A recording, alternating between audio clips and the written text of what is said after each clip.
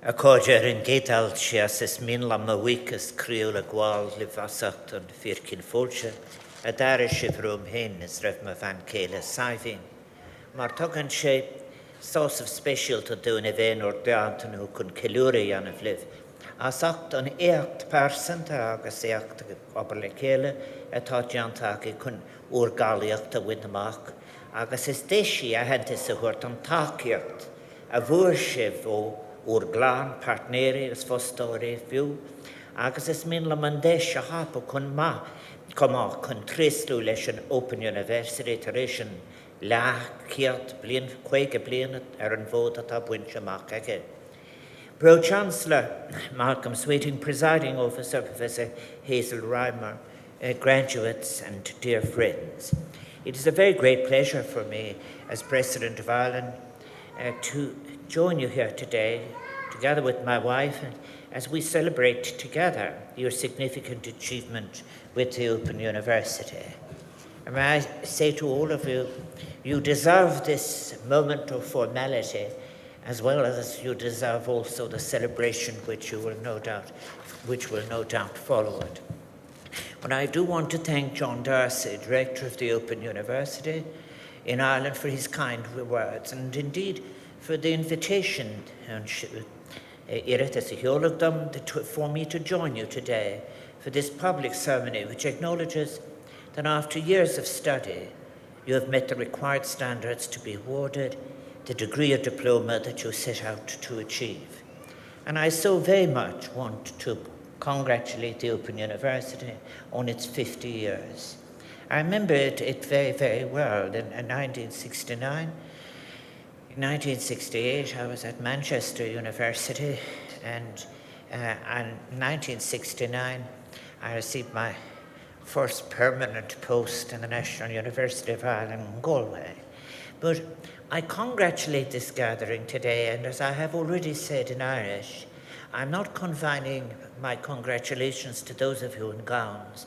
I also congratulate those family members and partners and husbands and wives, children, friends and work colleagues whose encouragement, support, and I know at times patience and forbearance helped you all to get over the line. Tres lim liv eliog, I so congratulate you all. Indeed, as you have heard in a previous incarnation, I spent many years as a lecturer in National University of Ireland, Galway, or UCG, as it was known when I started there. And I have to say that when I look back at it, this was one of the most rewarding periods of my life. And the relationship to have the privilege of being a university teacher and of interacting with students is one of the great, great privileges that one can have. And it's one that I have had in Ireland and in England and the United States and elsewhere.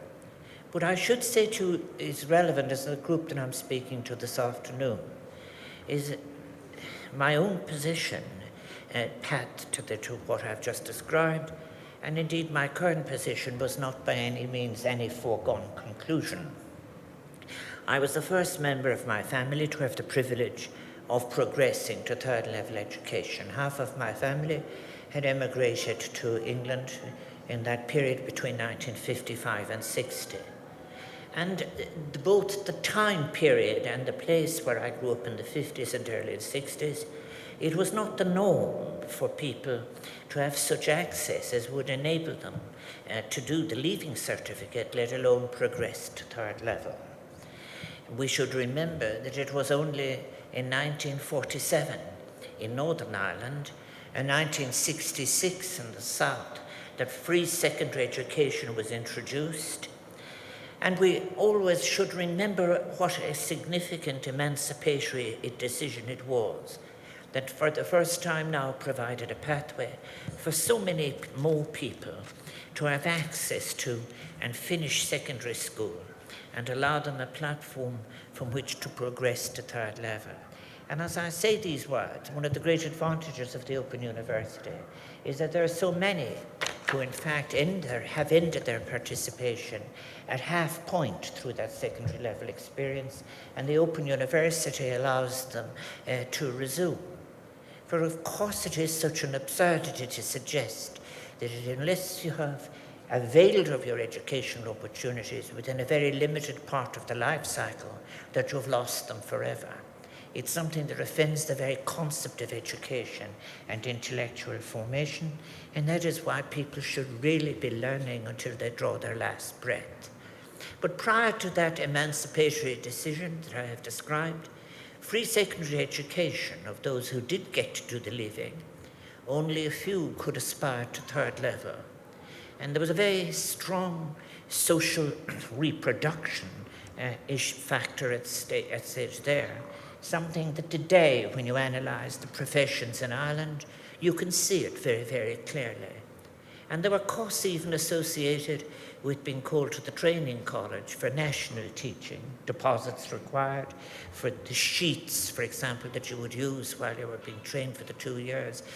And I think this, therefore, if you like, the civil service, the semi-state companies, or new jobs in the industrial estates and factories that were now beginning to emerge, were the options that were available to the vast majority of the young. Between 1955 and 1960, there is no year that less than 55,000 people do not leave Ireland, mostly for England. Altogether, in 5 years, 250,000 people. What would happen if you had done the leaving and were part of that population is that you could get a book called Guide to Careers, published by the Irish Independent, and it had all the closing dates for the applications for library services and for all of the different forms of the half civil service that were available. I remember at that time becoming acutely conscious of the unfairness of it, and that despite having a good living certificate, poverty for so many would act as an impediment to anybody who had a desire to teach. And the instinct to teach, to want to teach, is something that is one of the greatest gifts that a person can have. And thus, after a period working as a clerk in a factory in Shannon, I started work with the Electricity Supply Board as a grade 8 clerk in Galway. At that particular time, you were encouraged to do correspondence courses for the different accountancy professions. And therefore, that more or less, there was a kind of a certain pattern that developed. There was a demand at that time in Galway by many of those in my position for night classes. There was an actual advocacy for the time. They were available in Dublin and Cork, but they weren't available in Galway. And then, due to an act of generosity, within a few years, an opportunity arose for me through writing to attend University College Galway as a mature student, although not as mature as some of you, I would venture, because I was 21. This was a defining point for my life, in some ways a chance opportunity, but one which exposed me to a world of learning that was simply not available for so many others of my age and background. And I think that my studies in those early years encouraged me, within me, a curiosity and hunger to understand how the world worked, and it equipped me with the language and the intellectual tools that might later, however, inadequately interrogate it, and to imagine how it might work better, achieve equality of educational opportunity. And we should never forget how the Open University concept comes into being after people, without consideration as to class, had been called upon to serve in war and defend their country. The intellectual exercise and mind work involved in studying, discussing, and debating fed my interest in the world around me and in all the possibilities that I saw for how we could create a better, more inclusive, fairer society for each other, and it set me on the sometimes meandering path that I have followed since then. For me, it was a time spent in conversation and debate with fellow students, tutors, and lecturers that helped me to form thoughts and views. And I have to acknowledge my debt as well to something that sadly is disappearing from the universities, the valuable component of eccentricity. I think that it is necessary in any university to create, if you like, that space and where the imagination flies beyond the rules and demands of the syllabus. I think as well that conversation as well that I mentioned after my appointment in 1969, we had a debate in the university as to expanding outside the walls of the university, with some traditionalists saying, is this kind of thing something a university should be doing? And it was the intake of staff in 1969 that a number of us said in the end, we're going to teach these courses. And I taught extramural courses in Roscommon 2 or 3 nights a week, and in Donegal and all over the west of Ireland, with the number of all of these new staff who had been recruited to handle the huge intake that had come as a result of pre-secondary education. I had come back from Manchester, I said in 1968, 69, and truth would continue to be in and out of there to 71. But I remember the debate about the Open University very, very clearly, and what it was offering in terms of democratic inclusion and the right of everyone to have ideas that were informed and to be part of the formation ideas that would influence decisions that would be taken in their life. And I am so glad that the Open University encourages students to work together and to come together for tutorials and group sessions where those valuable discussions can take place and where you can help each other to shape your understanding and to test your assumptions. Most recently, I've been responding to a new piece of work in relation to the sociology of resonance and how people resonate with the world, how you take the world into you and how you in fact participate in the world and resonate with it in its complexity. And much of this cannot be done as a totally private experience, but is assisted by what is shared with others. Education in Ireland or anywhere can also be understood, must be understood, I believe, in its societal context. Undoubtedly, the Irish experience at primary and secondary levels is admirable and praiseworthy in so many ways. However, like the broader society in which it resides, it contains inherent biases and tendencies that can serve to predetermine educational outcomes, depending on where and how the child enters the formal system. More recently, I've been speaking about the socialization of very young children, as to whether they are encouraged to see the world that they are entering as a world of opportunities or as a source of fear with things to be avoided. And that tells us in many ways the great contribution that the Open University has in having an egalitarian approach towards life and a world that is genuinely shared. And wouldn't it be a wonderful achievement of any state, of any republic, if all children started with an equality of resources and opportunities in education? For when it comes to progression from second level to higher education, there are so many factors that can help to determine if and when any woman or man will pursue further education. Finances, social expectations, and family circumstances, these are obvious influences, but so too is the individual's disposition, readiness, or self-confidence to start an academic course. I remember as a very young teacher, realizing very early on that in relation to students, it's all right, thank you. It's great to have the army to help you. But thank you, Karen.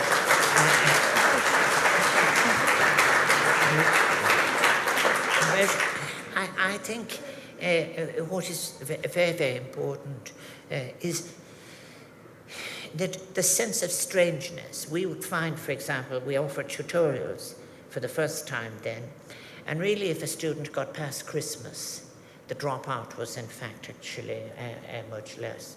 And what that was really the sense of strangeness. There are some people coming from class circumstances where it is perfectly natural to flow into these settings. There are others of which there is that barrier of strangeness to be overcome. And after the first term or two, people would be all right. But this is so important. This is the importance of the Open University, giving opportunities back to people. Most of you have come to further education, perhaps, later in life. And at the risk of transgressing GDPR rules, I understand that the biggest cohort of you in your 40s, followed by youngsters in their 30s, and a few child prodigies still in your 20s. But what you have all in common is that each of you have accepted the personal challenge of pursuing a third level course with the time when the time was right for you. And it is an exercise in curiosity for the world. It is not necessarily simply a tactic to make yourself more useful for the expectation of others. It is about the benefits of an encouraged curiosity and the compassion and care and concern that will flow from it. Some of you are receiving postgraduate qualifications. I've met you already and congratulated you. And for others, today is the culmination of your first third-level educational adventure. May you have many more. And many of you had not studied since leaving school and may have harbored doubts in your own abilities to succeed or to see it through. So today is a vindication of your belief in yourselves and of the faith kept by those closest to you. And I congratulate you all on having the courage to commence your studies and the discipline to carry them through to completion. And the structures and support of the Open University have been a wonderful fit for your circumstances, allowing you to shape your studies around the other demands on your time. And there's another advantage the Open University has. It is better able than many universities to be able to interact with the changes that are taking place. For certainly it is not a case of some inevitable accelerated modernity that is happening in the world. It is the challenge of understanding change and being, as Raymond Williams put it, the arrow, not the target. The Open University is powerfully placed for that, and I have no doubt whatsoever it will be even more important, as literally every one of the subjects that I have mentioned will be redefined in the next decade or 2 decades. They will not be the subjects as many of us learned them or taught them. 50 years ago, the British Labour Party Prime Minister, Harold Wilson, had a vision of inclusive education that would radically transform the third level sector. The proposal that working people and those without paid employment, no matter where they lived and no matter what their family or financial situations were, would be given access to the highest standard of academic scholarship through participation in higher education. That was nothing short of revolutionary, and I repeat that word again, emancipatory, and a powerful contribution to participation. Flexibility then and well-designed student support, coupled with innovative methods of teaching and course delivery, have seen over 2 million graduations in the past half century. What a contribution that is to democracy. And with current enrollment at almost 175,000 individuals, I prefer to say into 5,000 citizens. The Open University is now one of the world's largest universities, and its open admissions policy has removed a real impediment to so many who would otherwise find it difficult to meet the entry criteria for university courses. Over the past half century, the Open University has become more and more engaged across Ireland, with over 40,000 qualifications having been achieved in that time. And the opening of its Advice and Inquiry Centre here in Dublin in the mid-90s has been followed by the very fruitful collaboration with the Higher Education Authority, the Psychological Society of Ireland, and RTE. And I believe, frankly, in the next decade or two, as discussions open up into the global world, you will find people as well, as I have said, acquiring skills not simply as a matter of being useful to other people's designs, but it will constitute the property that they will negotiate with the rest of the world. It will be part of their negotiation with participation in life. Open University's provision then of Irish-focused modules is so much to be applauded, including the module launched last year on the Good Friday Agreement and Irish 101, an introduction to Irish language and culture, which is a joint collaboration with Dublin City University and the Irish government, and then another module, Languages of Ulster, which was so co-produced with BBC Northern Ireland, exploring our linguistic heritage, our diverse linguistic heritage, covering Irish, Ulster Scots, and the distinctive strand of Ulster Hiberno English.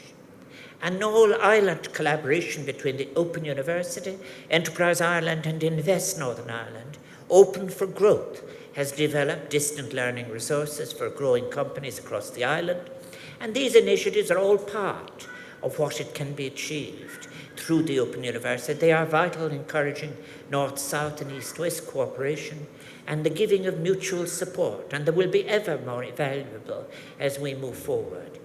And thus today's graduates, Kim and Lane Hume, the range of subjects that you have studied is impressive in its breadth and depth, from philosophy to engineering, reminding me that philosophers and mathematicians were one in the most significant areas in the history of scholarship. Subjects interact with each other, social work to medicinal chemistry. The Open University has enabled you to pursue those fields that are of most interest to you and engage you immediately and of most relevance to your lives, and will be platforms to other things that you will do. And the benefits of tutor support, distance learning and open learning, a free educational resource, provides a very democratic approach to third-level studies, one that has allowed over 80% of Irish Open University students to undertake their studies while working. Universal access to courses, and how I wish that word would come back into current usage, universality. Universal access to courses is enabled by the Open University's emphasis on accessibility, its focus on helping to meet the needs of students with the additional challenges of having a disability. It is not surprising then that the Open University is so progressive in this regard, as it is consistent with its philosophy to systematically remove barriers that have prevented so many people from fulfilling their academic potential. This influence of the Open University ethos on the broader third-level sector has been remarkable and valuable. Universities now routinely offer distance learning, provide alternative routes to enrolment to their courses, opening them up to students and backgrounds not traditionally represented among student populations. Over 800 universities around the world now offer open online courses, although I have to suggest that I see this as a partnership, not a replacement. Much of this is a direct result of the public service ethos of the Open University and its genesis within a positive state intervention in the education sector for the public good. It's a real contribution to the restored concept of the public world, a public world in which you have total open participation. And notwithstanding the challenges that it faces, which are common to so many of our universities and third-level institutions, the Open University can look back with real pride in its achievements over the past 5 decades. And you who are graduating today are aspects, manifestations of that success. Agus na léana Abraham, I am confident that the Open University has a bright future, gan I roig leis san tácaí, and it will continue to innovate and find ways to attract and support students like you who are searching for academic excellence. Tris líam levis gwym gachra agus banach gachra a make siúla an Open University sna bliantas na decades atá. And may I especially commend the Open University for its inspired decision to honour Stephen Ray with an honorary degree. Stephen Ray has made such a vital contribution to arts and culture across these islands in so many ways. Ais malame tres liam leis, agus gen cogortacus leis. He has my heartfelt congratulations. But this is not the end for any of your students, but rather a staging post in your lives of ongoing learning. Agus sé magui, my hope is that the knowledge and skills that you have acquired will serve as platforms to enable you to achieve your goals and encourage your curiosity and all the contrariness that goes with it, and better equip you to be constructive, active, and engaged citizens, engaged in your communities, in the challenges that we face together, and aware of the contribution that each of you can make to forging a better shared future for us all. Enjoy the formalities of your occasion, but also enjoy the human satisfaction which you and your families must feel at what you have achieved through your effort. Agus Maruk Dronaheran, as President of Ireland, I wish you well in all that you do. It's gone a week as reach an Open University. I thank the Open University for its contribution to education, for its remarkable achievement since 1969. Gur mila maha ki Elia gus berbana. May I wish you every good wish for the future. Thank you.